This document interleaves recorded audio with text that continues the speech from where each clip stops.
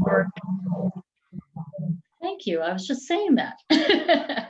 And it's really good that we record these sessions and then people can take them in at their leisure whenever they want. So I am Reverend Dr. Darlene Brewer, and I'm delighted to welcome you all here today. And I'd ask everybody if you could put yourselves on mute for now so that we can focus our attention on Stan. Now, Stan, there is an option to go speaker view or just remain that gallery view. What's your preference on that? It doesn't matter to me. Okay. Yeah. Maybe we'll just do speaker because that's usually what we've been doing. Yeah, so I think once I put my slideshow up, I'm usually a little box up in the corner anyway, right? Yeah, true. Okay, so I'm serving at Windholme Christian Church here in Nova Scotia, and we're delighted to have people from across the country. That's a wonderful thing, and really glad that you've chosen to be with us this afternoon. We have one more lecture, and that's next month, and that will be April Burrows, and we really look forward to taking that in together as well. And then phase 2 starts in September with courses, and again, you can find all the information online. So please do check that out. It's super cheap, $30 a course, which is like stealing a course.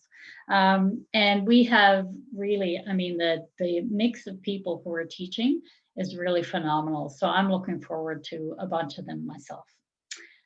So again, welcome and thank you that you're here. We're really delighted. I'm going to introduce Stan, and then Stan is going to take it away. Reverend Dr. Stanley Helton is the president of Alberta Bible College, now in his 6th year. He's passionate about working with God's people, seeking God's mission. His academic degrees come from Oklahoma Christian University, a BA, Abilene, I hope I'm saying that right, Christian University, and there he did an MS, an MDiv, and a DMin, and the New Orleans Baptist Theological Seminary with a THM and a PhD. His dissertation on the text of Acts in the Writings of Origen, who's one of my favorite people actually, will be published in 2021 by Peters and Bell. His areas of study include biblical languages, New Testament, history of the earliest Christianity, and history of North American Christianity. Regarding ministry-related studies, Stan keeps up with trends in church health, spiritual formation, missions, and leadership. He loves to walk alongside preachers, missionaries, church leaders, and those seeking to discern God's call. And he has served in a variety of ministry settings, including New Orleans, Chicago, and Regina. While in Regina, Stan taught Western Christian College, where he later served as the academic dean. He's also served churches in interim ministry roles and as a consultant to churches through ministerial transitions. He and his wife, Pat, live in Calgary. They have one child, Rachel, who's married to Cody Hart, the son of Clay and Cherry Hart. So welcome, Stan. So good to be with you guys today. Thank you so much. Let me share my screen and let's dive right into this because I'm going to try to take us from the 1st century to our time. So that's about 2,000 years, but I want to do it in a way that doesn't kill you or bore you. So I've got a couple of challenges there, but as other folks are beginning to join us, it's so good to have you and welcome. So glad that you're with us.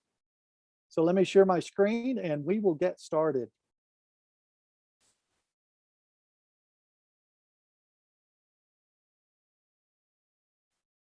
Hang on, let me share it another way. I want to actually just share the PowerPoint. What I'd like to do with everyone today is basically I want you to envision writing a letter in the 1st century. And I know that's hard to do because you are going to assume that letters are written pretty much the same way they are written today. And I'm going to help you adjust that viewpoint a little bit as we go into this. And so we're basically going to think in terms of Paul writing one of his letters and how that letter actually ends up in what we would call a Bible today. And so we didn't get to experience the letter as a letter. By the time it comes to us, it's part of a book. And so kind of the 6 things I want to take us through, and these are kind of the large categories, is the composition of the letter. I want us to think a moment or two about the delivery of the letters, how these letters were eventually collected together along with some other documents, how they were copied through time, And finally, when we get a printing press, we actually begin to print text, both the Greek and the Latin text, which becomes largely the basis for any translation that occurs in modern times. By the way, that's a picture that you're seeing of P52, Papyrus 52. It is the oldest copy of the Gospel of John, and it's all we have is from that papyrus is that little fragment. And it probably dates to the year 125. Could be as late as 200, but probably date to the year 125, little fragment of the Gospel of John. And so I want to take you on a journey that takes you from the sheet that's in the back, the papyrus sheet, to the text. And so we originally start with letters that were probably written on papyrus, which is a reeded plant material. The reeds come from Egypt, and the leaves are flattened out and crisscrossed, and then they're polished off on one side so it becomes a writing surface. And so what you see in the background here is papyrus. And so first, let's start with authorship and composition. By the way, this is a great fresco from Pompeii that shows a scribal couple. And you'll actually notice that he has a scroll under his chin, and there's a little tag coming off of it. That would have been the title tag, so you could locate the writing once it was put in the cubbyhole or the cupboard. And then you'll see in her hand a writing kit, and she's holding a stylus up to her chin. So why do we write letters? If I was in a public scenario, we'd be able to answer the question, why do we write letters? So I've kind of imagined for you some of the reasons that I usually hear. We do it because we cannot be there personally. That's probably the number one reason Paul wrote his letters, is they stand in for his in his absence. We need to say something that is very precise or very emotional. So we'll want to write that out. We need to record something. So if we need a record of something, writing is one of the ways that we accomplish that. Networking. We do it to stay connected to people. There's probably other reasons we could express, and all of those probably would come to play in Paul's letter writing activity. But let's think about writing a little more deeply in the ancient world. Some of Paul's letters, as you may know, has multiple authors. What we usually do is we dismiss the other authors, and we tend to read the letter as if it's from Paul. Now, sometimes Paul does this to us because he uses I instead of we, but there's times in which he does we. And so I'd like us to maybe envision the possibility that when multiple authors are listed in Paul's letters, they might have had something to do with the content of Paul's letters. Where did Paul write? I know that when you think of writing, you probably think of your own office with a little bit of privacy. Paul is living with other people in tenement housing, and in the ancient world, as well as other cultures beyond the West, privacy is a different matter altogether. And so my guess is that Paul is writing in the back of the shop where he's selling his tents, and there's people coming and going. And even if he's in a private residence, you don't get privacy in the ancient world quite the same way you do in the modern world. In fact, if you're in a place like Corinth or Rome, it is really packed full of people living very, very tight and very close to each other. And what about the use of scribes or secretaries? Paul actually, several of Paul's letters actually indicates that there's a secretary, one of which is the letter to the Romans. Tertius, and we'll look at this text here in a bit, Tertius actually picks up the pen and says, hey, I, Tertius, wrote this letter. But First Peter, it gives credit to Silas, Hebrew names more, or Latin names more, Silvanus. And then Paul will indicate that he's actually picking up the pen to sign at the end of his letters. And so there's a couple of things that I think we need to think about. Here's for Romans, for example, who's the author? There's no co-authorship. Paul just says Paul. Possible co-contributors, though, if you go to the end of the letter and find out who's actually with Paul, you've got people like Timothy there, who's sending greetings. You've got Lucius, Jason, Sosipater, But in chapter 16, verse 22, you've got the amanuensis, the secretary, actually picking up the pen and saying, "I, Tertius, who wrote down this letter, greet you." And so we actually know that Paul's actually using a secretary there. We also find out from the end of the letter that he's staying with Gaius and something of the whole church. If he's in an ancient Roman household, there could have been 40 or 50 people living together in the same compound or dwelling. Erastus is there, and he's the city just director of public works. I'm wondering if Erastus might actually be paying for the letter, since he's got some position in the city and probably makes a little more money than some of the other people. And then a guy named Quartus. But if you begin to look around the edges of Paul's letters, you'll actually find that there's lots of people who would have been there at the time that Paul was writing a particular letter. When we talk about level of authorship, and this becomes kind of an issue in critical scholarship, because there are at least some strains of scholarship that find some of Paul's letters not written by Paul. We're not going to get into any of that. I always put this out for my students to show that when we think of authorship, we can go anywhere from Paul wrote it to Paul didn't write it, but there's a lot of options in between. For example, Paul with his co-authors, we've already mentioned that. Paul with an amanuensis or a secretary, Tertius in Rome. I think several of Paul's letters were actually done by other people Paul trusted. Could have been a disciple of Paul with Paul's help. Okay. Could have been a disciple of Paul after Paul is gone in honor of Paul. That's one possibility for ancient letters. It could be, and Hebrews might be a great example of that. It could have come out of what we might call a Pauline school. That is a group of folks who kind of traveled with Paul. Hebrews is often variously assigned to Paul or not to Paul. And this goes all the way back to its beginning. So, and then there's always the possibility that forgeries. We do in fact know that there is a letter that's produced later called the letter to the Laodiceans, which is clearly not written by anybody in the first century, but it's written in the name of Paul. So when we think of letters as they come down to us, there's a variety of ways of thinking about exactly what do we mean by authorship. And what we mean in the first century is usually the authorship is the originator of the ideas, not necessarily the person who wrote them down. And so we've at least got that distance with most first century documents. So let me just kind of begin to hit some of the things you ought to know about writing in the first century.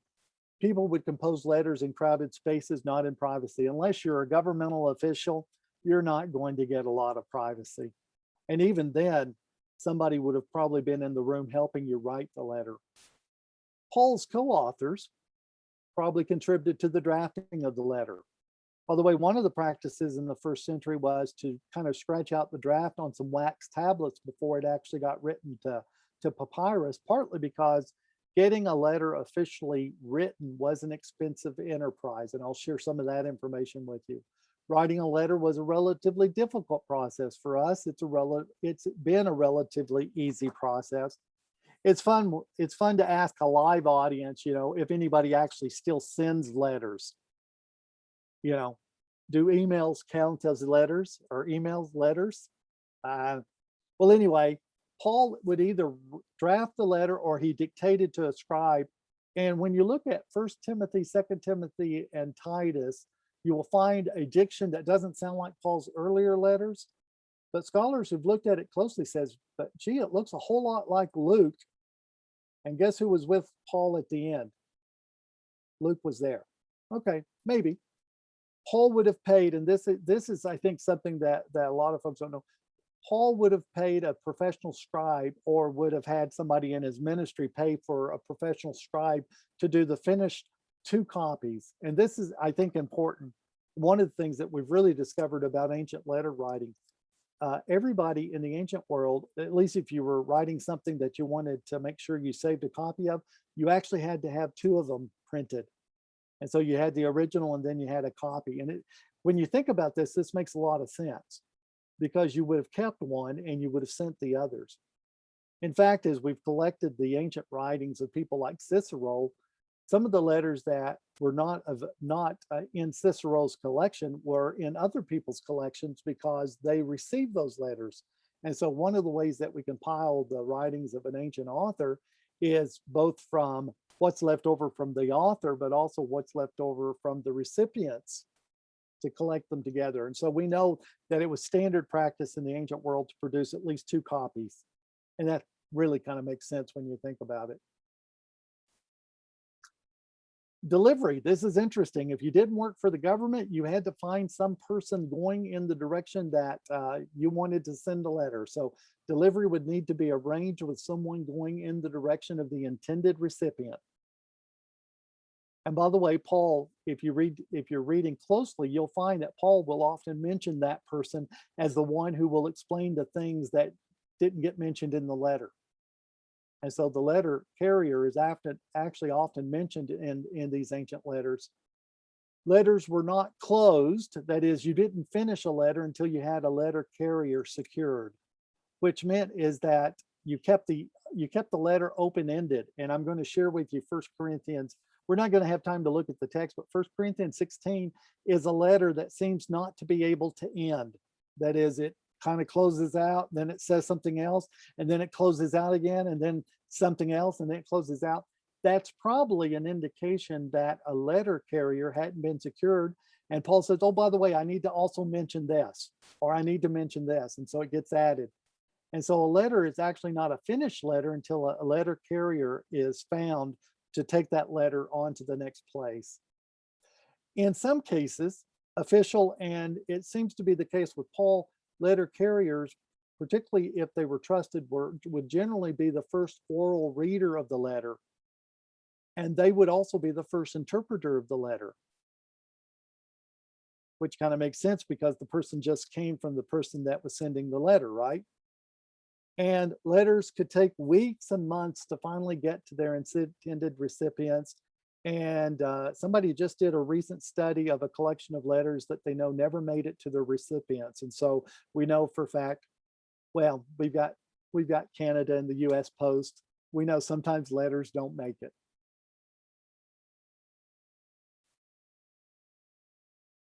Richards has done a study, Randolph Richard has done a study of what it would have cost to produce an ancient letter.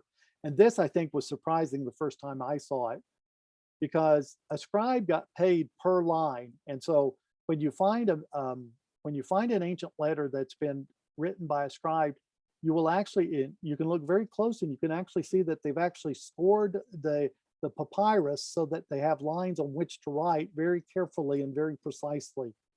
But this is based on the number of lines in each of the documents from the New Testament. It would have cost nearly $2,300 in today's currency to produce Romans. It's actually quite a costly enterprise in the first, and that's why a professional scribe was nearly always used.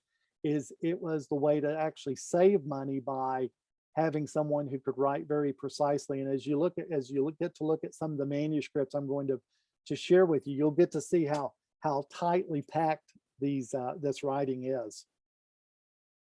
So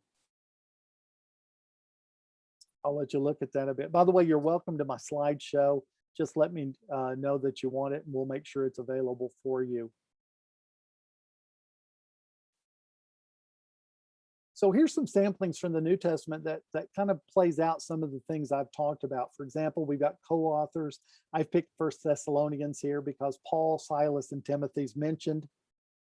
So Paul signing his letter, you find that in Galatians chapter 6, verse 11, where Paul actually says, which is funny if you think about it being read out loud, the people hearing it for the first time are not seeing the text.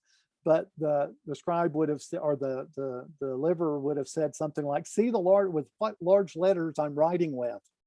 But actually, this was a place where Paul had picked up the pen and wrote in his own hand. And apparently it's one of Paul's techniques to try to guarantee that people that are getting letters that claim to be from him are from him.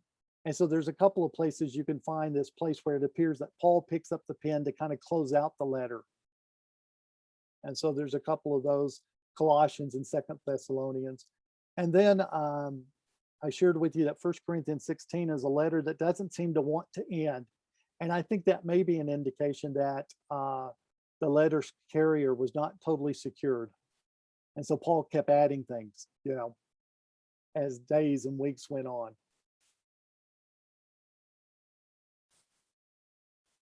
This is papyrus, folks. And this is an early copy of Galatians. Probably early second century, no, late second century, early third century. It's when I pulled this up because I want to show you a couple of things about these early letters. And so this would have been at least one generation from an original. We have no originals, so everything we have are from the copies. And so this is about as early as you can get when it comes to what an ancient letter looked like. And so the fact that it's called To the Galatians is an indication that it's already at this point part of a collection. But you'll notice a couple of things. Obviously, I don't expect you to know the Greek characters, but you'll notice there's no spaces. Notice that everything appears to be, you can take my word for this, but you can actually see some characters you might recognize in there. They're all capital letters. All capital letters, no spaces. And so one is expected at this point to know the Greek language well enough to know where the words stop, where a word stops and another one begins. I want to show you just one other interesting thing, just because we're here. The early Christians used, and can you, whoops, sorry.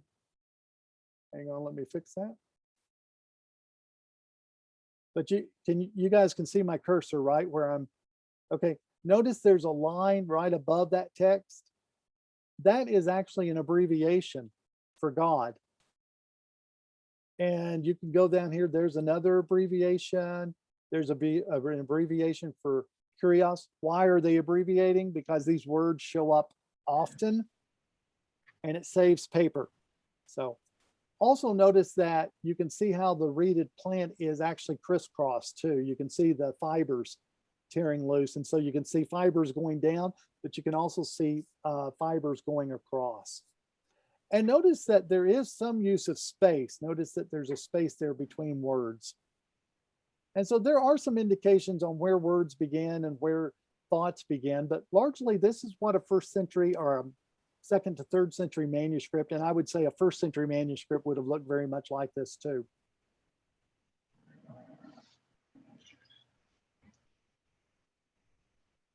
Let me take a breath here and say at this point, are there any questions? Because I want to transition to the next part. Any quick questions I can entertain here? Because I've moved quite rapidly because I want to make sure we get the full meal deal today. We had one in the chat, Stan. Who would be near Paul while in prison? Well, it depends on what kind of prison Paul is in. Paul is apparently under house arrest with a great deal of freedom, according to the end of the book of Acts. And so it kind of depends at which level he's incarcerated. And Paul was often incarcerated waiting trial. And so he's not really a criminal fully yet. He's just there waiting. So, and because the government's not quite as generous about feeding you and taking care of you in the first century, if you didn't have friends doing that, you were pretty much left without. And so it was pretty common to have people that could get to you and could spend time with you. Again, it's kind of the level of security thing.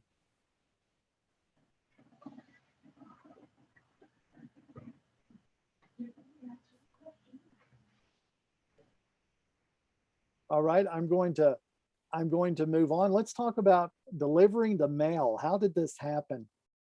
What we have here in the picture before you is actually a letter from a soldier. It has nothing to do with the New Testament, but it also shows you that the kind of document I just showed you as a copy of Paul's letter to the Galatians is very, I mean, they all look pretty much alike.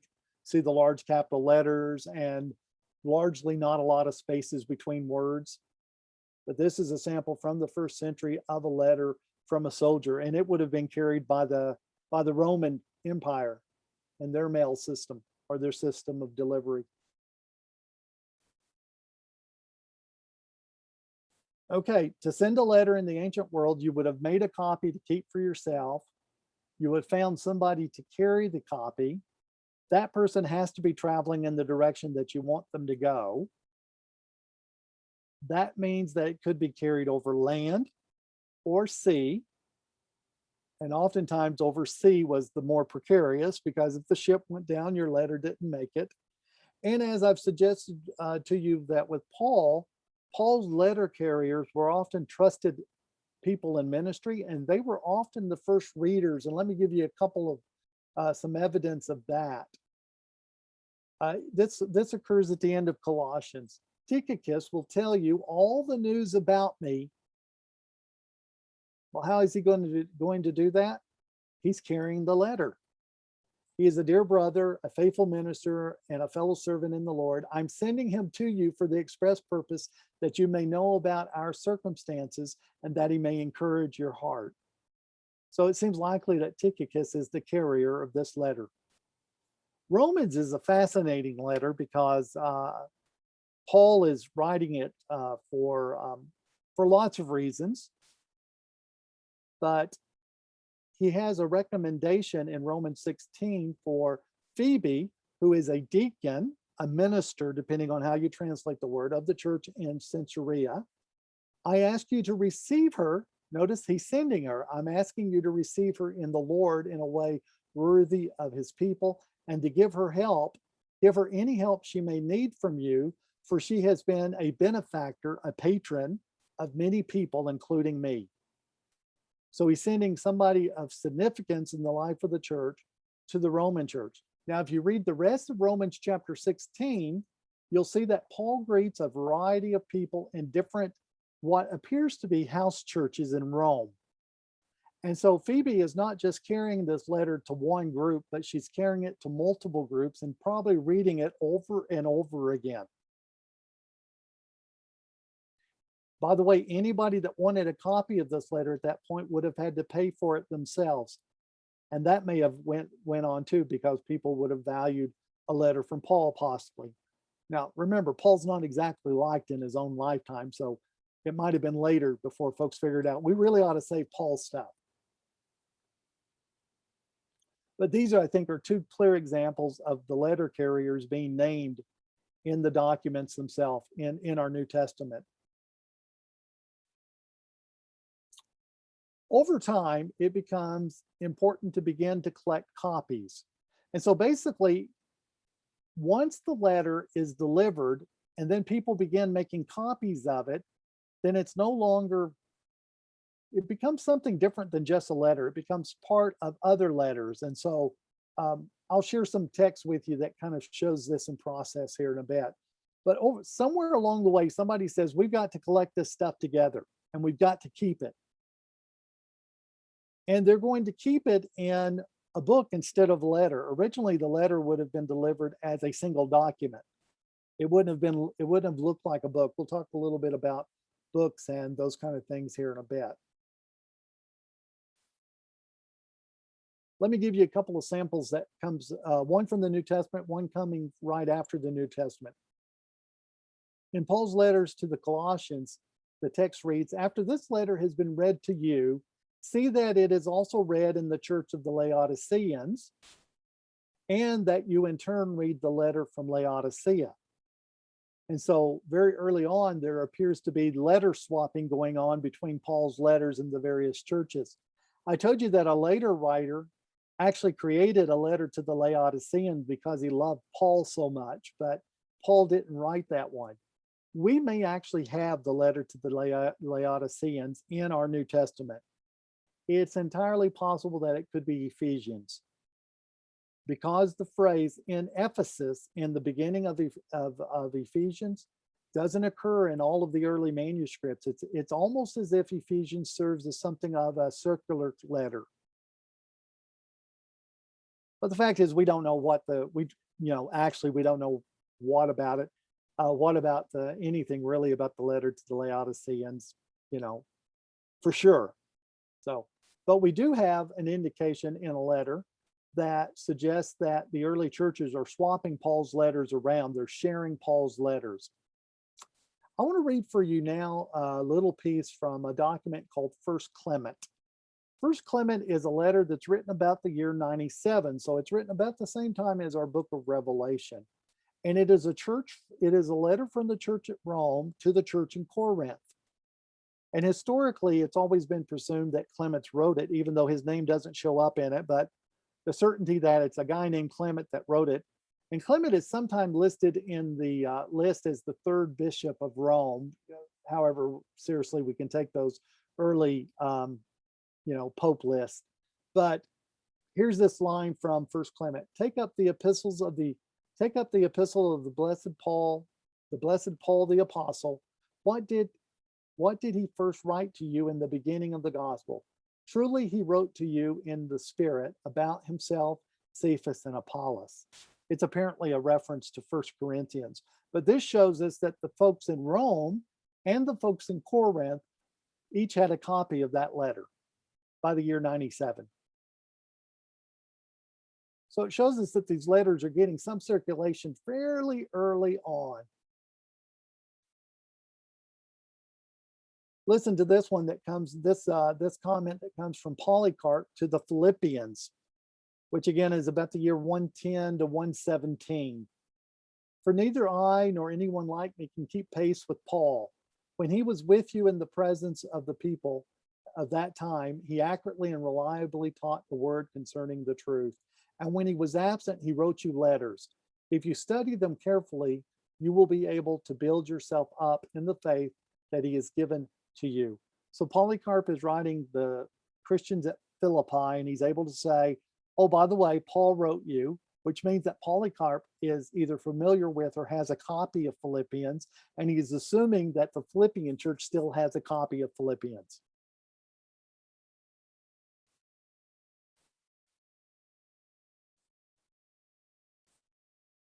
So I'm assuming that sometime after Paul's death, folks would have said, and maybe even before Paul was gone, somebody would have said, hey, it's going to be pretty cool for us to pull these letters together. So we need to pull them together. Indication would, based on the collection that we have, would be that it was probably pulled together in Ephesus, maybe, Asia Minor. And so somebody went about gathering copies of Paul's letters. Somebody also made some decisions about what didn't belong to Paul, because we do have Paul's own testimony that Paul letters were written in his name that were not from him. There was the arranging of Paul's letters. By the way, do you realize now we no longer have a single letter to a church, but we have a letter that's now part of a collection, and even the arrangement of the collection is an interpretive move. And so, by the way, the arrangement of the letters that have come down to us, and you may have heard me say this before, it's a really sophisticated model. Longer letters before shorter letters. Letters to churches before letters to people. That's exactly how they're arranged. In some of the early collections of Paul's letter, though, the letter to the Hebrews, or what we call Hebrews, floats around a bit. Sometimes it's early on because of its length, which means that whoever arranged that manuscript thought it belonged to Paul. But often in the manuscripts, it ends up pretty much where it does in our Bibles, which is after Paul's collection. But it's always transmitted. This is interesting about Hebrews. It's always transmitted with the collection of Paul's letters.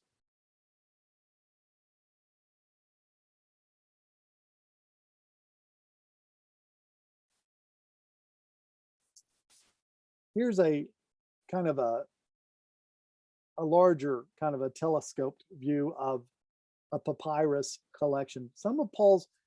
This is Paul's letter to the Galatians, and I should have found out what's before, but I won't take the time to do it, but it looks like 2 Corinthians. This is from an early codex of Paul's letters, some of the earliest. This comes from about the year 175. And so Paul's letters, originally single documents sent to individuals, eventually begin to get collected in a manner like this. And basically, to save space, it's continuous, right? So you go from one letter, you close it out, and then you go to the next letter. The early Christians did not write their documents in scrolls. there's this new technology in the first century called a codex. We call it a book. But it was discovered that you could slice paper up this way and put it in a book, and you could put more material in. Also, scrolls had the tendency of losing their front ends and their back ends because you're constantly rolling them back and forth. And so when we find an ancient manuscript of any kind, if it's in scroll form, we're more likely to think that it's either a Jewish document or the classical documents of the ancient Greeks. The Greeks kept their documents for a long time in scrolls. In fact, you kept common literature, portable literature in a book or a codex. By the way, if you think of a book is actually just a box. A book with a hardcover is a box. And so a box was a convenient way of protecting the pages. And so everything that we have from the first century, except maybe one manuscript, is in the form of a codex. And so the Christians very early adapted to the technology of the day. And when they started collecting the materials that become the New Testament, they do it in a book. They do it between covers.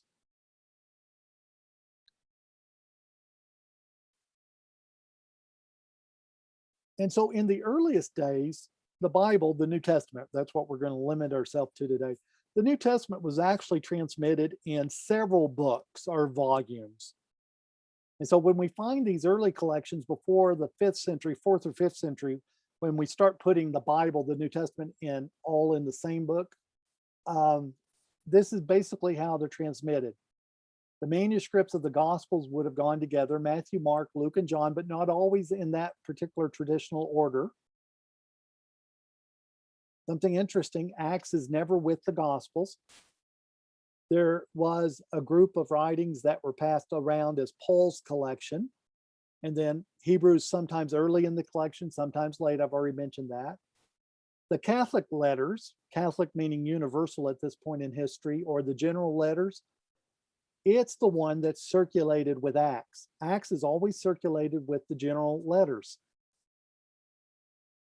Somebody's going to ask me why, and I'm going to say, I don't know. I would have put it up there with Luke. I can tell you why it's arranged the way it is in our New Testament now. It forms a nice bridge between the Gospels, and it ends with Paul's imprisonment in Rome, and the very next letter is, guess what? Romans. So it's kind of got, so you can kind of figure out some of the sequencing there, yeah. So anyway, the Catholic letters and Acts went together, and this was called the apostolos, the apostles. And then Revelation. Revelation's just an odd duck. It has its own circulation history. And until it's collected together in the New Testament together, it basically is getting copied in its own. And so each of these sets have their own history of transmission. The Gospels are always copied together. Paul's are always copied together. The Catholic epistles with Acts are always copied together. You get the rhythm here. And so if I was a scribe in the 3rd and 4th century and I was assigned to do the Gospels, I would have probably been assigned to do all 4 of them, because that's what would have been in the exemplar that was handed me to copy.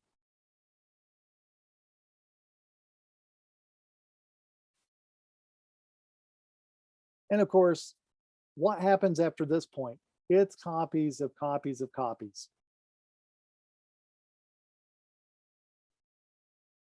Okay, any questions up? Oh, chat is clear. I must be giving you perfect information with no ambiguity at all. Dr. Stan, just because I can speak quicker than I can type. Yes. Could one of the reasons why copies were gathered was to continue to prove or disprove what someone said or was alleged to have said, or written, I should say? Yeah, I think that's probably more of a motivator as you get into the 2nd and 3rd century, where there's a real consciousness of heresies and how heresies are affecting. I think the early Christians are copying it because it's a testimony to the life that they've been given in Jesus. And so it's one of the testimonies that help them. One of the ways I love to interpret Paul is that Jesus told us how to do it, and Paul told us how to do it as groups. And so Paul is a church planter missionary who's putting the Jesus life in a group of people. And so these documents become great testimony for the kind of life we're to live. And by the way, the largest use the church made of the New Testament in the first 300 years is spiritual formation more than anything else. It's how we live together. Yeah. And that's how the church fathers are often quoting it. So Just wondering, Stan, if some manuscripts were actually purposely destroyed by sort of enemies of Christianity. Oh, absolutely. In fact, we've got evidence in Egypt and other places that the Romans will go into a church, and the church will have a cupboard, very much in the tradition of the Jewish community, that had a place for the scrolls. And so we actually have a written testimony that the Romans actually did come in and destroy the books. Yeah, so there is some intentional destruction of books. Yeah. Good question. Yeah.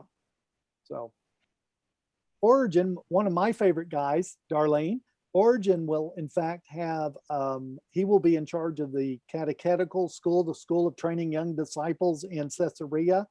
And it appears that he actually runs a scriptorium, that is a place where these documents are kept fresh and kept copied. And so by the time we get to the 3rd century, we know that the early Christians they actually have professional scribes that are trying to make sure these documents stay in circulation. Love to answer some other questions for you, but we'll save those for the end. Let me keep us moving. So when we talk about the text of the New Testament, and this is really what concerns people, is how do we know we've got the words? How do we know that? Because obviously you can think that if all of these things are hand copies, there's hand copied, there's going to be the normal errors that people make. One of the exercises I love to do with students is to take something like 2nd John and have the class, say you've got 20 students, have them all handwrite a copy of 2nd John. And then I will take the original away from them. In fact, I might even give them a hand copied production that I produced. And then I will take my copy, and throw it in the trash and say, oh, well, that one's gone. And then I'll take 2 or 3 of the students and throw them in the trash too, because you don't get to keep all of them. And then I will ask the student, do you think you can construct fairly well? Do you think you construct the original letter? And that's pretty much the process that we have here, is that there is a concern to keep this documentation in circulation. So what's the evidence for the text itself? Well, the manuscripts consist of about 3 kinds. There's the early papyrus documents, which, by the way, are not necessarily some of our best copies. In fact, because the Christians were a missionary movement, some of our earliest copies are not as good as our later copies, which sounds odd, but it's because they're a missionary movement and they're not all being copied at the same level of professionalism. And so we've got some papyrus manuscripts, but by the way, we've got papyrus all the way into the 5th, 6th, 7th century. So they continue to use papyrus for a long time. So just because it's made of papyrus doesn't mean it's necessarily old. We have what are called uncial. Uncial is the large capital letters, but they're usually on parchment, animal skin. So animal skin is the more permanent solution for permanent writing. And later on, as we get to the Middle Ages, a cursive kind of script, cursive kind of Greek will be developed. And we call them minuscule. That's fancy for little letters. But it's basically a cursive script that allows scribes to move a little faster than the old capital letter ones. We also have tons and tons and tons of lectionaries. Lectionaries are basically church worship orders that were created, by the 4th, 5th, 6th century. These lectionaries were basically orders of worship, and they include lots of text. The text that was supposed to be read for that day will show up on those lectionaries. So we have early witnesses to the biblical text. We will have tons of early versions, which are not as good as having Greek, but we'll have Latin and others, and I'll share those with you. And then we will have church fathers and mothers. I didn't mean to just have one mother here, but we'll have fathers and mothers. We'll have church writers who quote a lot of scripture. In fact, it's been estimated that if we lost all the other testimony, we could actually piece together from the church fathers that we have enough of the text to kind of almost reproduce everything. It's a little bit of an overstatement. There were simply some texts that nobody thought was worth copying, and we don't even memorize those texts today, you know, so, but there's a lot of quotations. So what I'd like to do now is just kind of give you a little bit of an eye feast and let you get a chance to look at this. This is an early uncial manuscript. What you'll notice is large capital letters. By the way, notice that this K, and by the way, it is the Greek letter kappa, so it is a K. Notice how it sticks out into the margin. That's a paragraph break. And notice that you get another one here with the large H here, which is an eta. And so this manuscript is actually marking paragraphs early on. This is 5th century, by the way. Notice right here that there's actually some kind of punctuation mark. So there does appear to be times in which some punctuation marks. And do you see this little tiny O here? That was simply so the scribe could get the whole word on before the end of the line. That's all that little O is about. You'll also know that there's some marks of abbreviations here. You know, anytime you see a line over a couple of characters, the umlaut here is telling the reader that that's the beginning of a new word. So you have some reading aids already built into these early manuscripts. And what's really cool about this one is notice here that there's a word or two written, a word written between the line. That's actually a later corrector coming along saying, oops, you forgot a word. And so it's actually a corrector.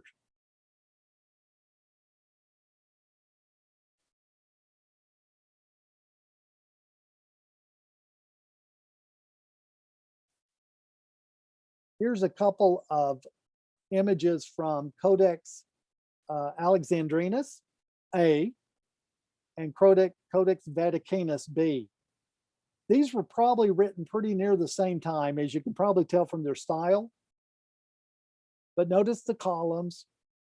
Notice that in B, you begin to get artwork. And artwork begins to, by the time we get to the Middle Ages, you begin to get all kinds of fancy artwork. So our letter to the Romans, which was originally addressed to house groups, are now part of a collection of letters that's being copied like this. By the way, these two manuscripts might be part of a collection that Constantine asked for in the 5th century, and they were probably produced in Caesarea. But it's pretty clear that while it's different scribes, it's pretty much the same school of thought when you look at the columns and stuff. So these are the uncials, and they're large capital letters. By the time we get to the Middle Ages, and this particular manuscript comes from the 10th century, they have shifted to a cursive script that we call minuscule. And this is 2 Corinthians, by the way.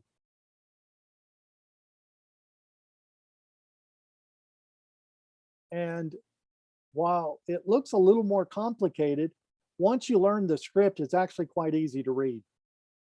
In fact, it's a little easier to read because now we're separating words, and we're actually occasionally dropping in, like you see right here, we're dropping in some kind of sentence punctuation to tell us, oh, okay, stop there, move on next, get to the next.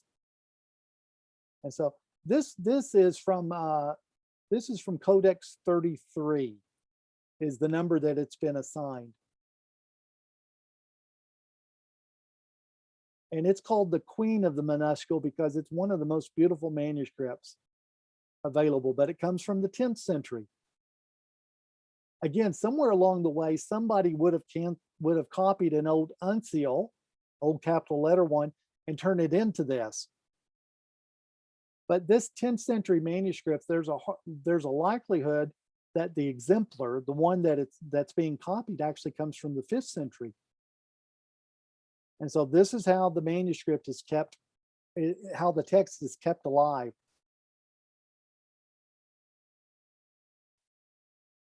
By the way, here's a color version of Vaticanus. I just wanted you to see it. It's on parchment.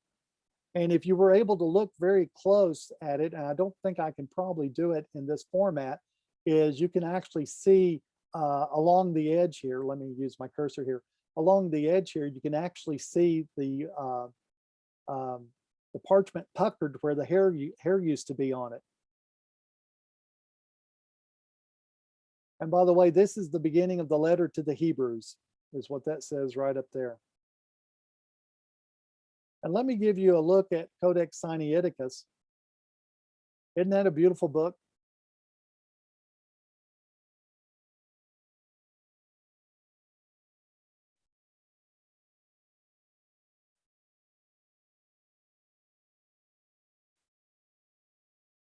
In addition to manuscripts of the Greek text, the Bible, because of the missionary function of the church, was translated very quickly into Latin, Syriac, Coptic, Armenian, Georgian, Ethiopic, Gothic, Arabic, Persian, Slavonic, Frankish. And then if we went one more, we'd put Anglo-Saxon. And so there is a tremendous amount of testimony for the early biblical text, not only in the Greek manuscripts, but in the huge number of versions that were made. We've got Old Latin as well as the Vulgate. We've got various forms of the Syriac. I just want to share, just for your eye, a little eye candy right now. To your left, you've got an actual Syriac manuscript. To the right, you have the 1812 edition of the British Bible Society's edition of a Syriac text.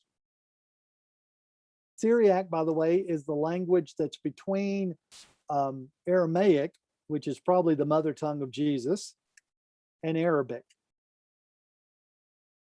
And so Syriac has its own alphabet, but the characters are basically the same as the Hebrew language and the Aramaic language. But again, you see a different kind of, you see scribes keeping alive the Syriac tradition here. This is a Coptic manuscript. Coptic is basically a Greek alphabet that added characters that would pick up the Egyptian Demotic language, and basically they turned Demotic into a Greek kind of language. And so you'll see characters that you might recognize. For example, there's a theta, there's an eta, and then you'll also see characters like this one and this backwards S that never seen that before. Well, that's the contribution of Coptic. And by the way, Coptic is still used today by the Coptic Church.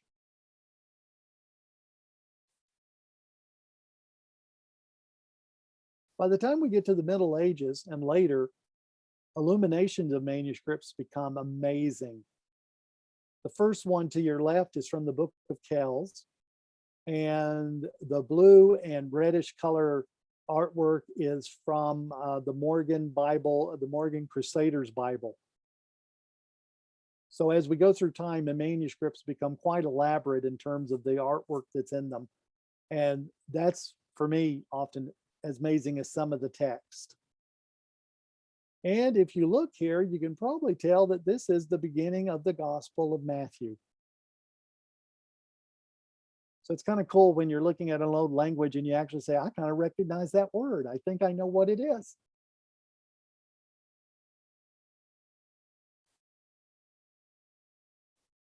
Okay, that's it for manuscripts. We're going to talk about post-printing press now. So any questions you might have quickly about manuscripts that I can clear up here, and otherwise we're going to end up with a backlog of questions.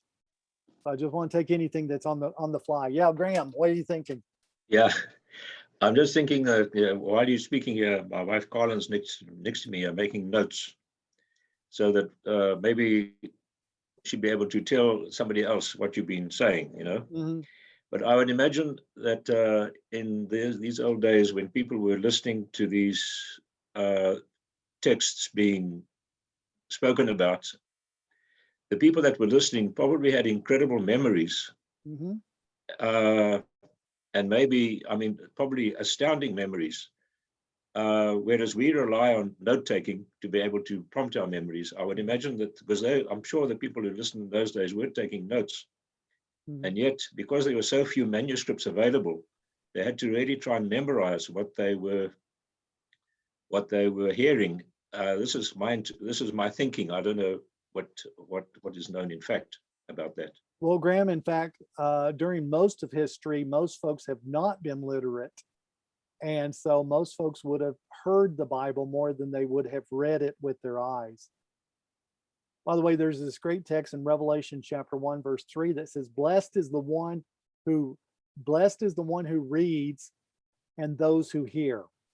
And so it indicates that a recognition that a single reader is probably going to read it.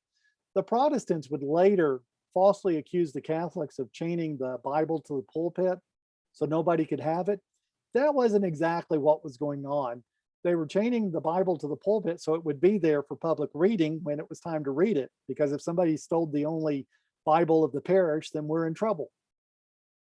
But for the most of history, until we get to the printing press, people are mostly oral people as opposed to readers. And so which also means, Graham, they also had an incredible memory. And also, I think memory protects the text, because if you were to read a text wrongly, people would have caught it. And so, particularly about text that's become, by this point, we're dealing with text that is now not just a letter to a church, we're dealing with text that is now sacred text. It's worship text. Yeah. Darlene. Any evidence that women were writing some of those? Not as much as I would like to have, because I think there's more. But we do know that Origen, when his sermons were being recorded, that he had women shorthand writers taking them down. And since I know Origen the most, Origen also had women, because of their dainty handwriting, as calligraphers. And so yes, there's some evidence.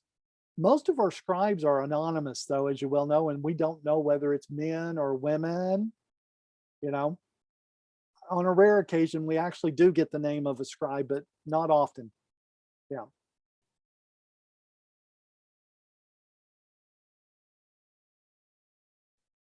Okay, let's pick up in the year 1450. Probably 1450 is probably the most important year when it comes to bookmaking, because that's the year that Gutenberg makes the printing press. And movable type, by the way, movable type would have been as torturous as scripting a manuscript, because you're putting in each letter at a time, but nonetheless, you're able to reproduce documents much more quickly. Also, the randomness of the errors that you would get from handwriting begin to get reduced, because a printed text can always be printed the same way. And so one of the first thing that gets printed, obviously, is the Latin Bible. But what I'm interested in is, how does the biblical text get passed down to us? And what happens is that people begin to produce what we're going to learn to call critical texts. These are texts that are an attempt to make sense of not just one manuscript, but multiple manuscripts that have come down to them. And one of the earliest editors in this regard is Erasmus of Rotterdam. And this is a copy of Erasmus's New Testament. And notice how it looks very much like an ancient codex, because the pattern doesn't change. And once we start printing books, they're still bound pretty much the same way they've been bound since the 1st century. This is just one shot of the Gutenberg Bible. And what impresses me is the quality of print, the colors. It's amazing, isn't it? And so one of the first things that gets printed is the Latin Vulgate. And obviously that doesn't help us so much, because we're interested in the Greek text, but preserving the Latin text is important as well. By the time we get to the early 1500s, I think this is around 1517, 1510. I'd have to look at my notes. This is actually the first printed edition of Erasmus's New Testament. And I've given you the full page, and then I've given you the cutout of the text. And what Erasmus did is that he put the Greek text next to the Latin text. And he's doing it on the basis of manuscripts, not just one manuscript, but he doesn't have a lot of manuscripts. And so he's not just taking one manuscript of the Greek New Testament and saying, okay, I've got it. He's taking several, and where they disagree, he's trying to figure out where they disagree and trying to figure out, okay, what was probably the correct reading. By the way, this is the Greek text here. It looks almost like a handwritten script. It's not, it's movable type. It still pretty much looks like the unsealed text, or not the unsealed, but the minuscule text, you know, the quick handwritten text. And it is through Bible printers like Erasmus that the text that originally was being passed down by manuscripts now gets passed down to us.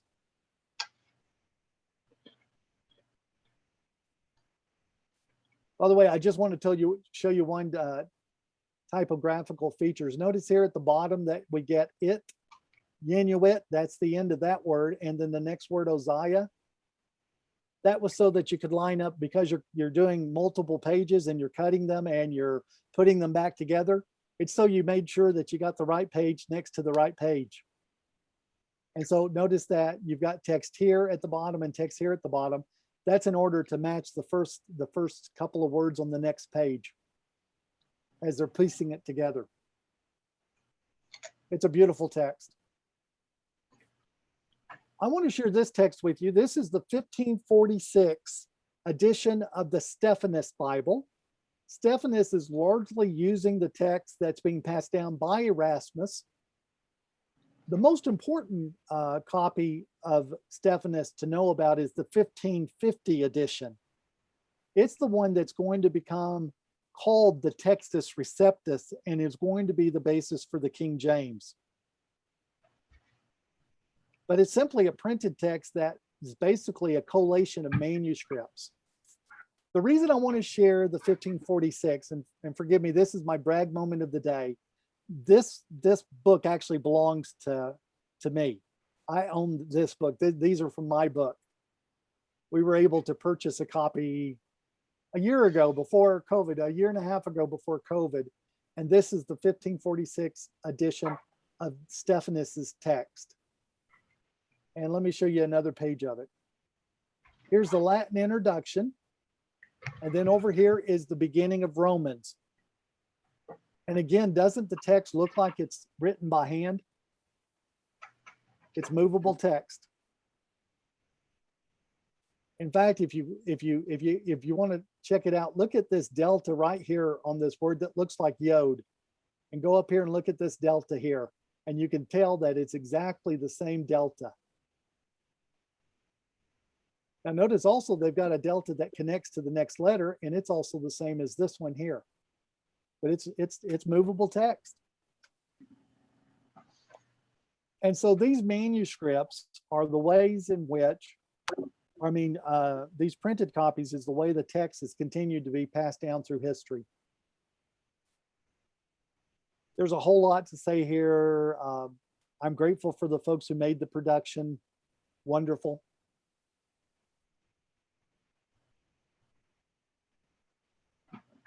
Well, it's working from Erasmus's text and Stephanus's text. It's translating this that gets us to this. And by the way, here's the front page out of the 1611 King James. Isn't that a beautiful piece of art?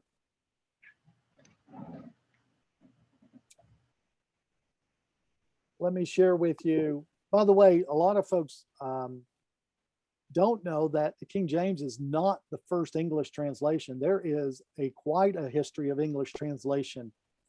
There is Bede, who's translating into Anglo-Saxon around the 7th century. There is a variety of, there's John Huss, John Wycliffe, Coverdale, a number of other people. There's the Geneva Bible, the Great Bible. And so there's a number of texts that are the English translation before the King James. Here, in fact, is the Geneva Bible. And notice not only does it contain the text of Scripture, and by the way, you might actually begin to read some of this because it's English-like.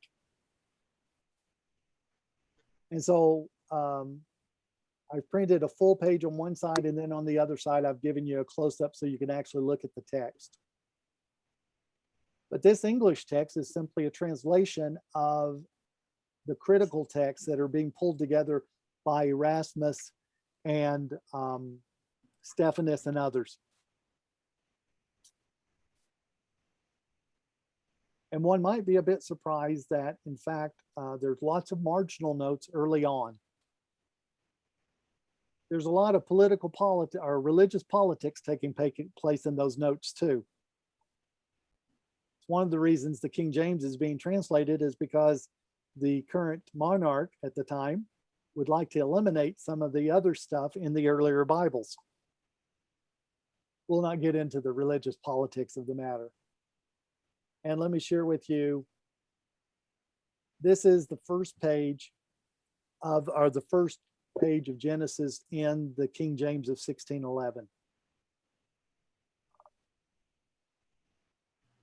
And so I want you to notice on the table of contents right here,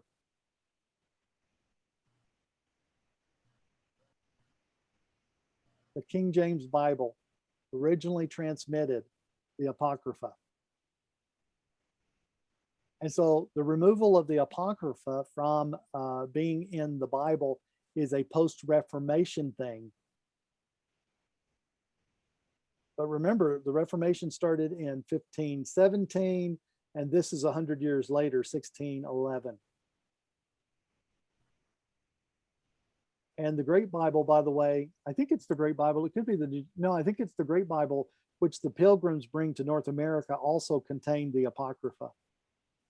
Yeah, the removal of the Apocrypha from the text is an anti-Catholic move that's made by Protestants later on.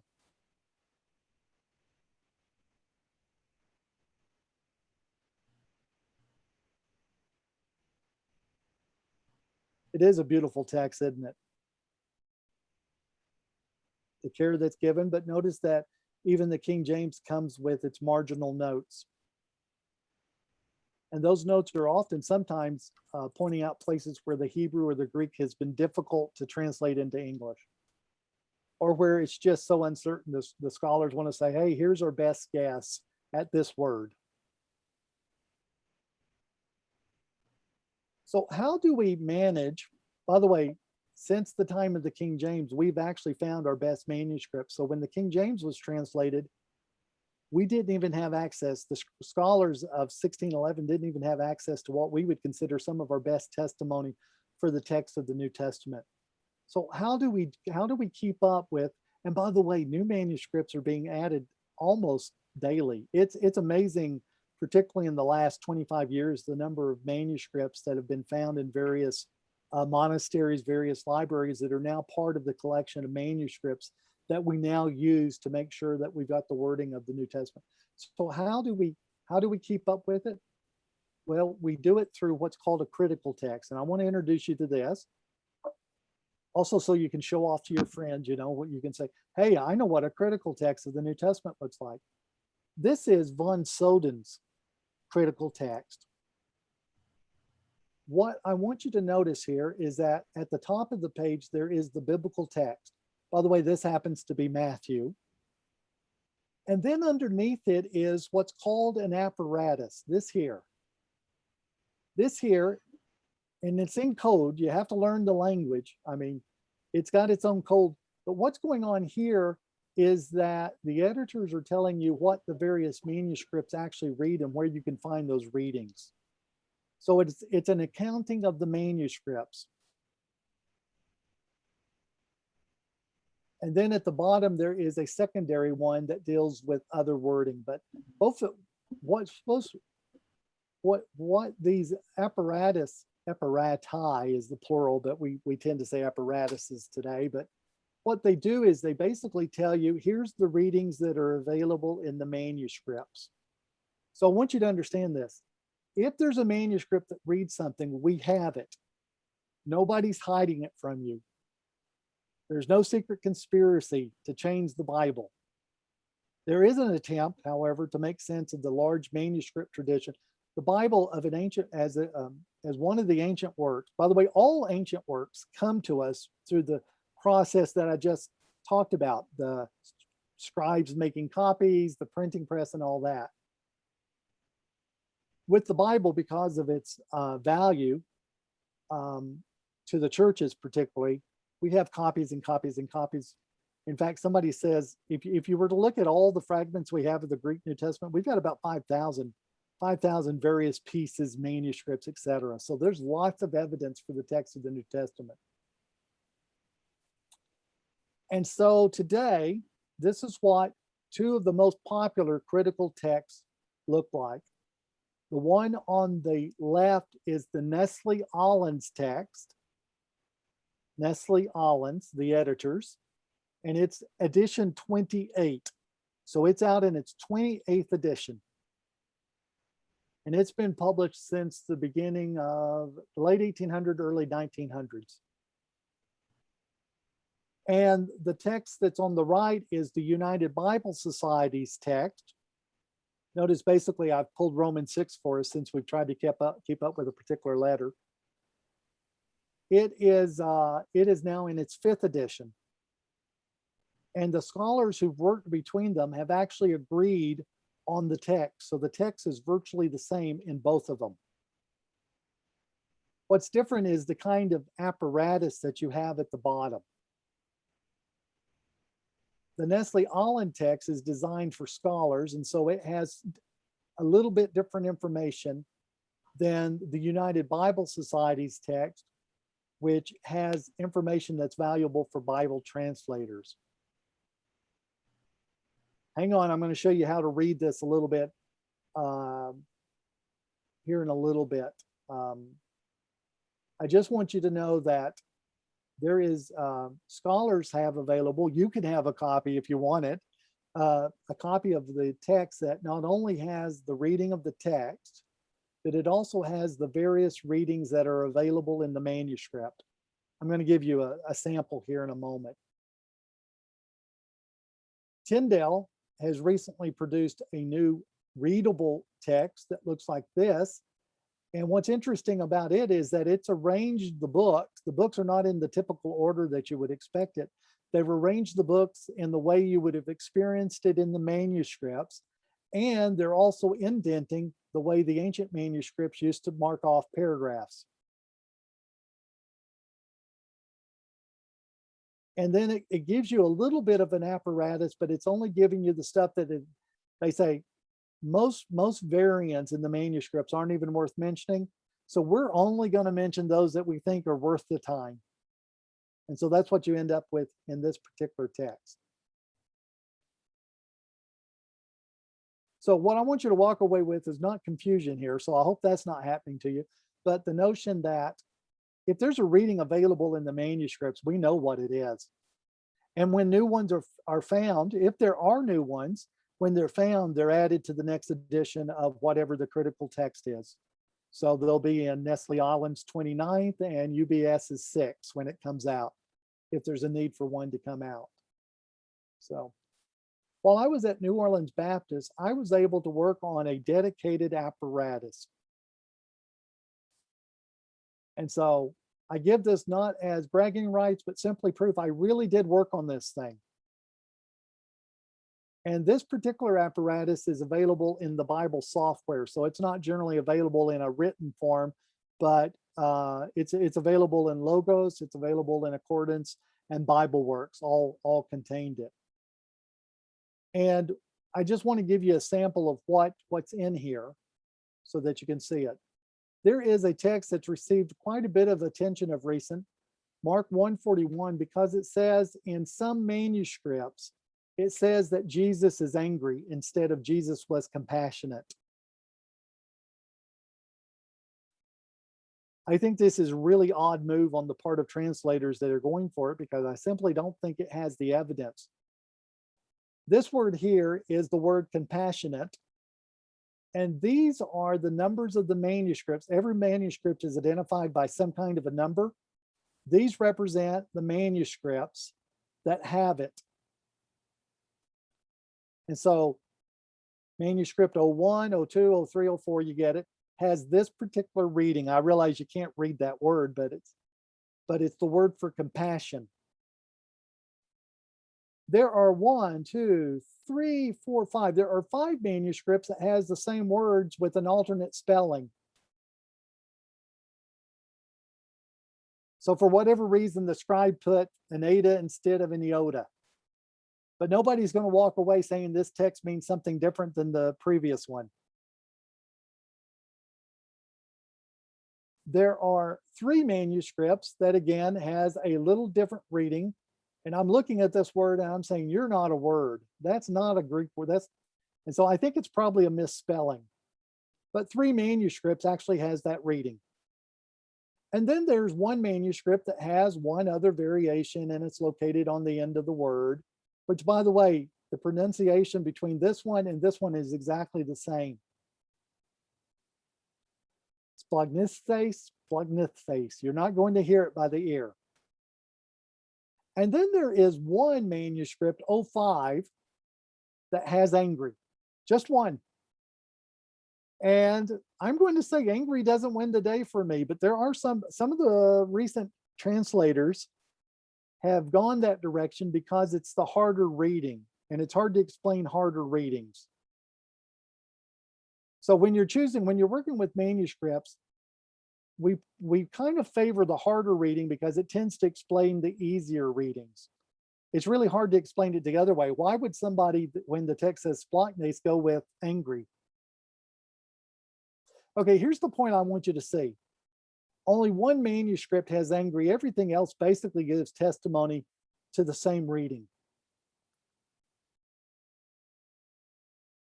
And this is the evidence that's available to us.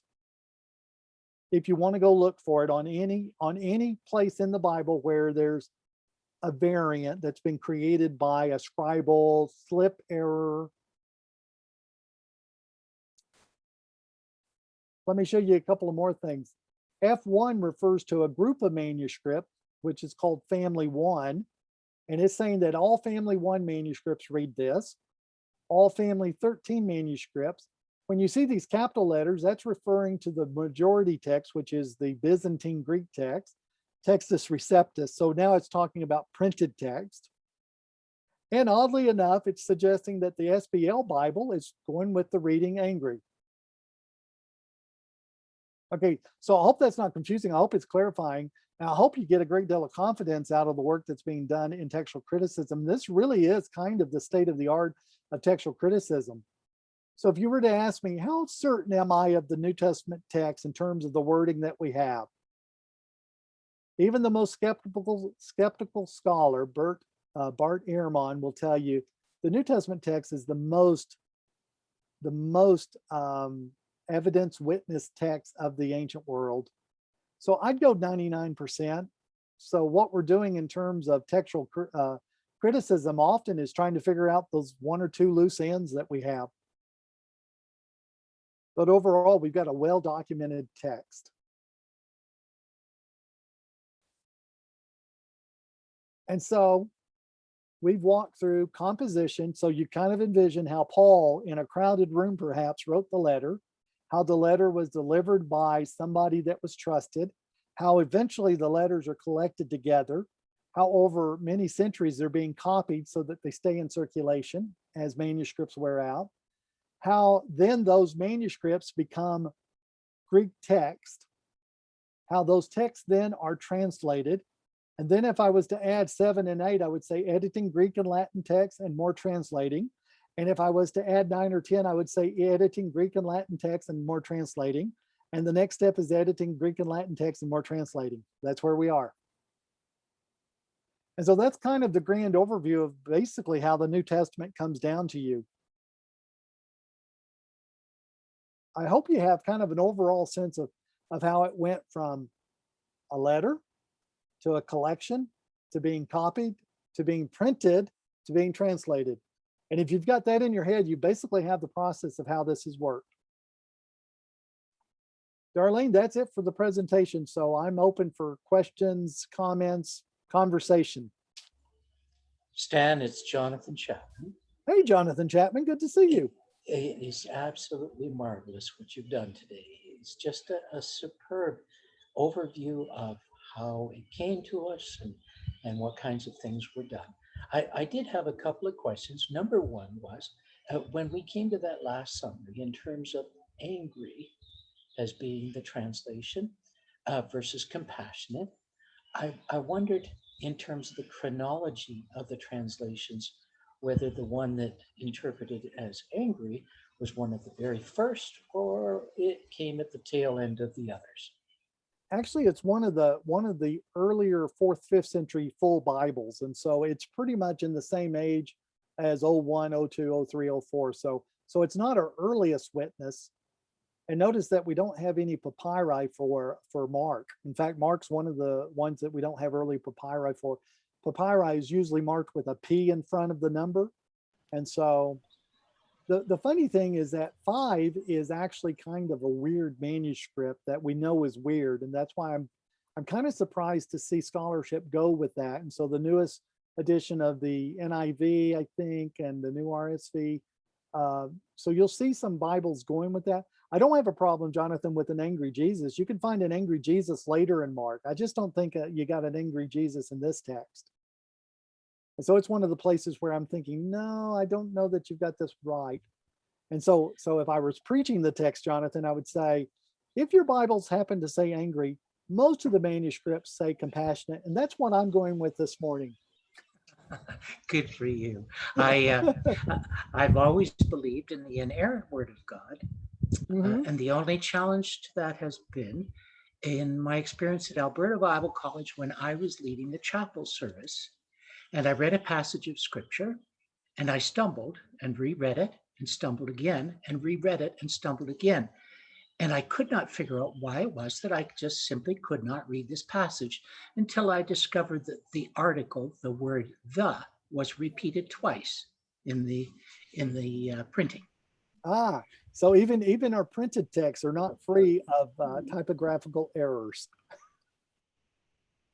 Jonathan, you may well know that the King James has some funny incidents. For example, there was one edition of the King James that's called the Wicked Bible because the word "not" was left out in front of the command not to commit adultery. Thou shalt commit adultery. Well, yeah, so it's called the Wicked Bible. And so there are occasionally those kind of little slips that happen even in the printing process.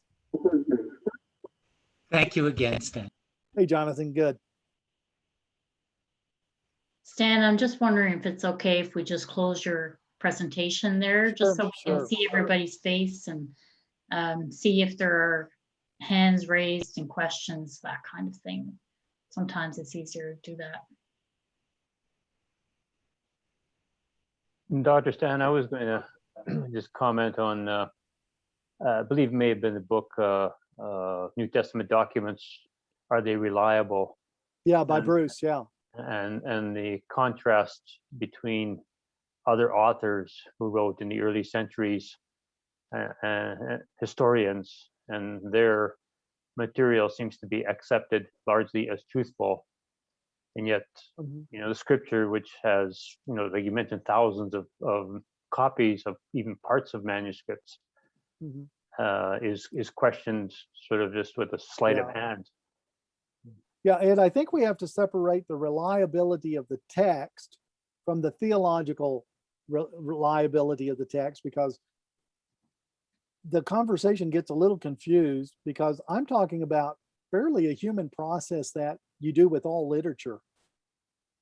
And one does not have to be a believer in Jesus to do this process well, because you're simply making sure that the text is what the text was to the best of your ability. Yeah, so some people confuse the conversation of the reliability of the text with the theological reliability of the information. And I try to separate those as two different conversations when I'm doing text critical work.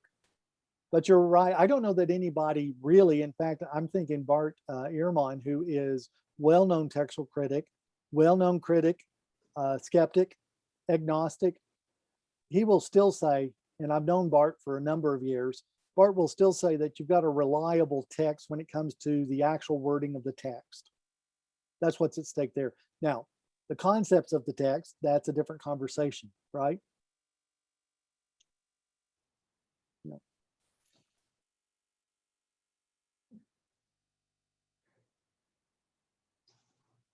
Any other questions at all?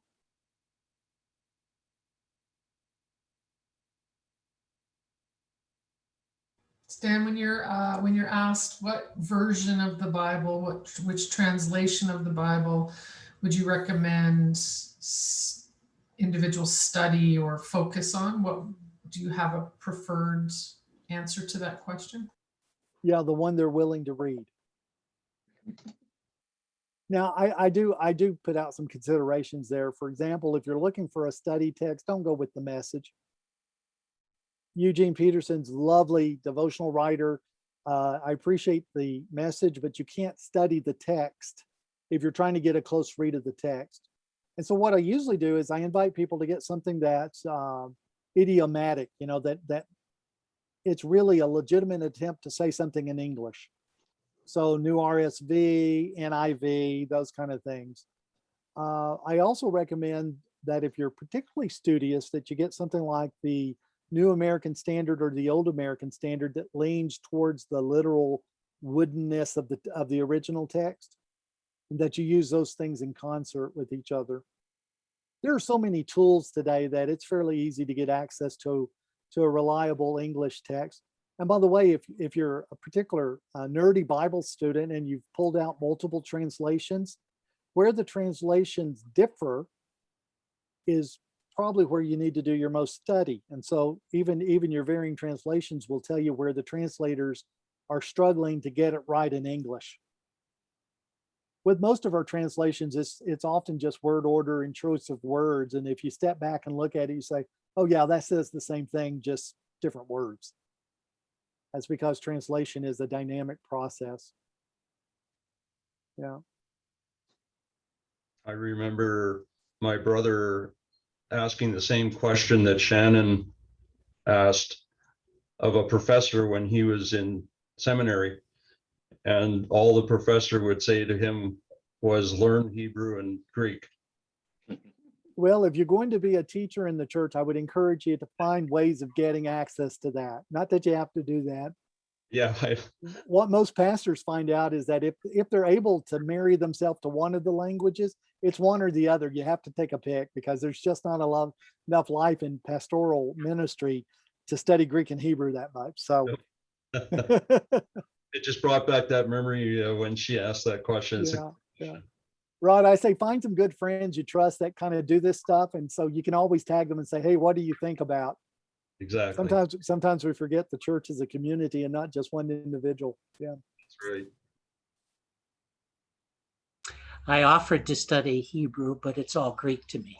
Yeah, I got you.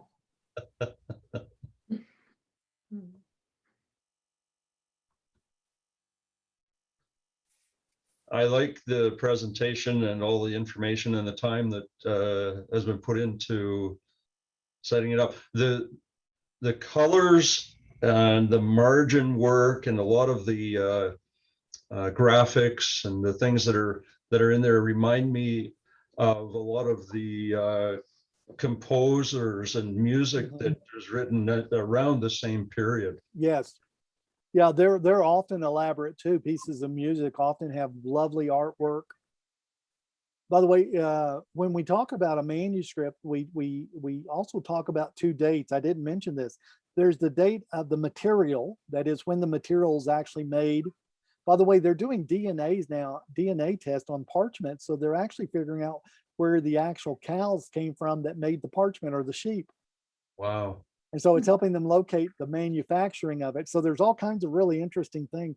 But the age of the text, that is the text that's been copied, is older than the age of the manuscript. Okay. Interesting concept because you're copying something that's older. Isn't that interesting? Yeah. Yeah. So there's the age of the text itself. How far back in history can you trace it? And then there's the age of the manuscript, the artifact of the manuscript itself. The other thing is, when we read a letter that is now part of a book, we read it differently than we would have read a letter. So even the reshaping of the text has some effect on how we read the text. And it's kind of nice to be mindful of that. That's why in my classes, I often teach students over and over again, remember, this is actually a letter that's delivered as a letter. And no, they didn't have a copy of 1st, 2nd Timothy. Exactly. You know, they might not have even, because Paul's letters we think are some of the earlier materials, they might not have even had copies of the gospel yet. Yeah.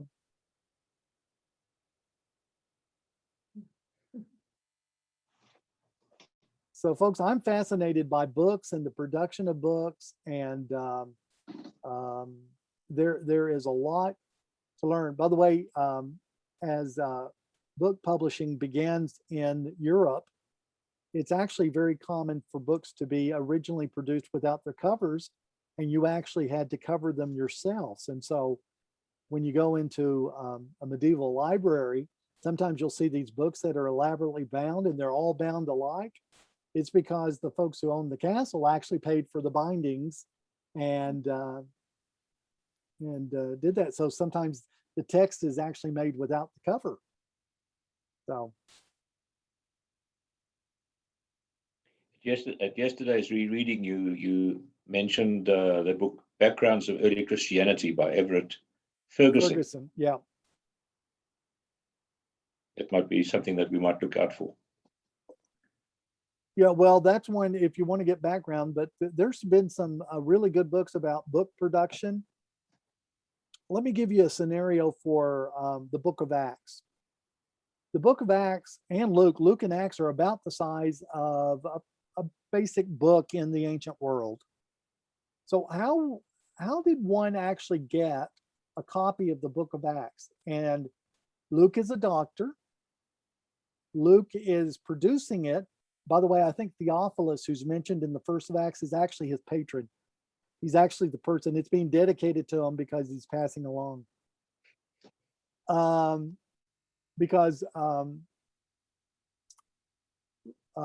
Theophilus is the patron who's paying for the production of Acts, probably Luke and Acts.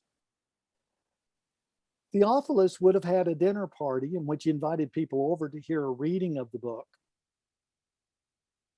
If somebody wanted a copy, either Theophilus would pay for an additional copy to be made, or they would pay for a scribe to actually come and copy this text. And that is how books were actually traded originally at the beginning. There were bookstores, but they weren't the common way of passing on. That's not how the first century book market worked. So basically, you heard a book being presented at maybe a dinner party or a banquet. And if you decided you wanted a copy, then you arranged for a scribe to make a copy of it. And so that's kind of fascinating in and of itself, is that, I mentioned the scribes, of which we don't know a lot of them, but occasionally a scribe will actually, at the end of a manuscript says, I, Pamphilus, did this from a copy that was in Caesarea. And so you'll actually get what's called a colophon, kind of the final note at the bottom of a manuscript that actually gives you some details. Now, some of the scribes were actually a little bit snarky and they would leave comments. For example, there was a scribe that was working on Hebrews one time, and he realized that the reading in his exemplar was not the right reading. He just knew it. And apparently he looked it up, and so he corrected his manuscript. And then he wrote in the margin, he says, "You fools, leave the text alone." That was his marginal note. You know, there was another scribe who got to the end of the manuscript and he said, I am so glad this is over. I'm paraphrasing. I'm so glad this is over. My hands hurt, my arms hurt, my back hurt, my body hurts.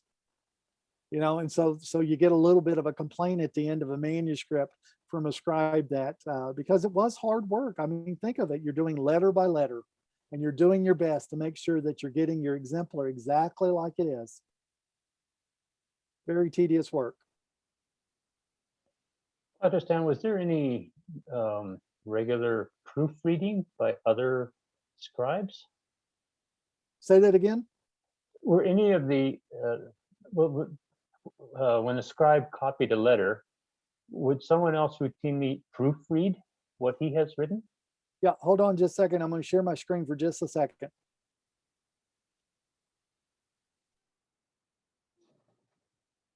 Ed, do you see this manuscript right here that has the asterisk next to it? That's telling me original hand. And notice that the same manuscript shows up here with a C. That's telling me that a corrector has come along and put in the spelling that's here. So the answer to your question is yes. Yeah, they were often followed by somebody that would proofread and actually correct.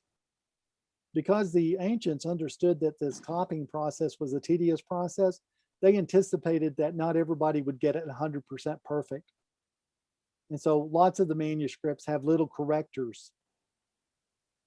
Remember, the only person who gets to see the corrector is the person actually reading the text. Most of the congregation is going to get it through hearing it.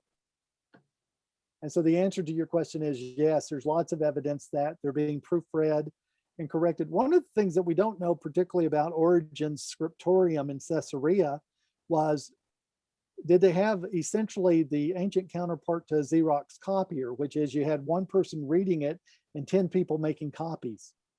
Because sometimes we find errors that appears to be errors of the ear.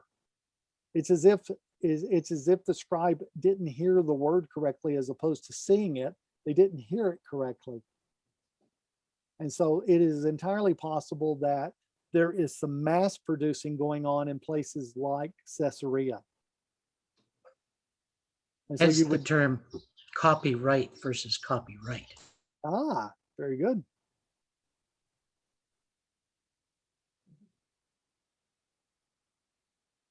So any indication that the time span between the one scribe's written work and when it was then proofread? It's just like something very shortly after, or is there? No, I think sometimes there's an intentional process, Ed, and other times I think it's somebody picks it up 100 years later and they realize that something needs to be corrected. And these, of course, they never crossed it out so you couldn't see it. They would always put it in the margin or put it between the lines so that everybody, it was self-evident to everybody. But these manuscripts, by the way, particularly the papyrus manuscript, one of the questions is how long will they last? Well, some of them will last a really long time because we still have them. But if they were being used regularly, 150 to 300 years is what you could get out of a papyrus. And so there is Origen's successor in Caesarea is a guy named Pamphilus. And Pamphilus is actually beginning to copy some of the biblical manuscripts they have there because they're starting to wear out. And so, but one of the interesting phenomenons of scripture is that we do not have any of the originals. They have all worn out at this point. And you can imagine that if they're being copied, if they're being the copies that are being copied, it wouldn't take long to wear those out. Yeah. So when they made the corrections between the lines, therefore it's important to read between the lines. It is important to read between the lines, but one of the phenomenons that happened is sometimes a person would make a note of something they thought should be in the text and they'd put it in the margin, and the next copy actually pulled it into the text. So we've got some places where marginal notes actually crept into the text later. But again, because we've got the manuscripts, we're able to see that. One thing I like to remind students of is that when you pick up your Bible, you're picking up a community project of thousands and thousands of years. So you're picking up the work of scribes before you, not just the translators who made sure the English was as good as they could get it, and not just the Bible manufacturers who produced the text that's in front of you, that literally we are dependent upon the historic church for the biblical text. And it's one thing that links us all the way back to the beginning.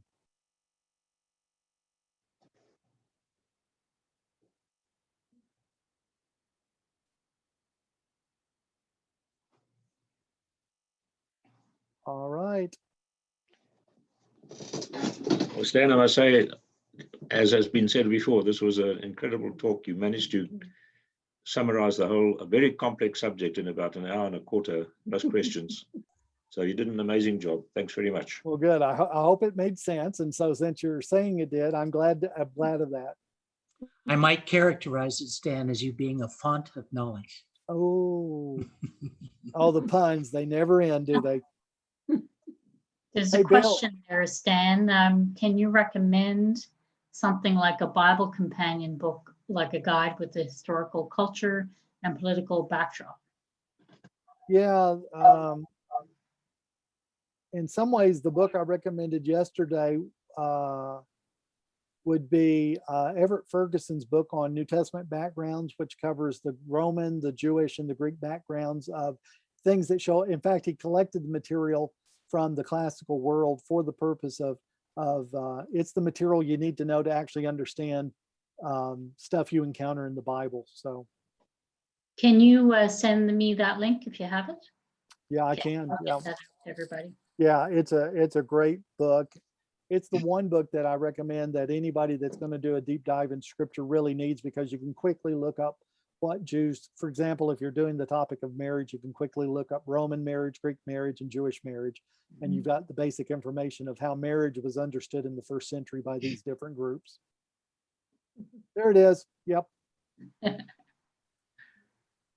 Bill, no questions there from Thunder Bay?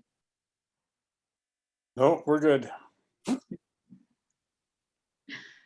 Well, I'm thank glad you so I'm much. glad we got that recorded, Bill. Now go ahead, Darlene.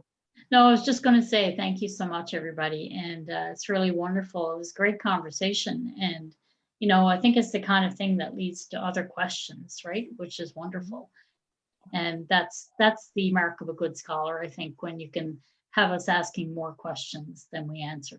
So thank you very much, Stan, for today. And thank you, everybody, for attending. And we encourage you to come again in late April. Is it April 30th? I think is the next one. Okay. And that will be April Burrows. So really encourage you to come and be part of that as well. But thank you, Stan. It was really wonderful. All right. Good being with all of you guys. Yep. Take Thank you care. very much. Bye. Thank you. Bye.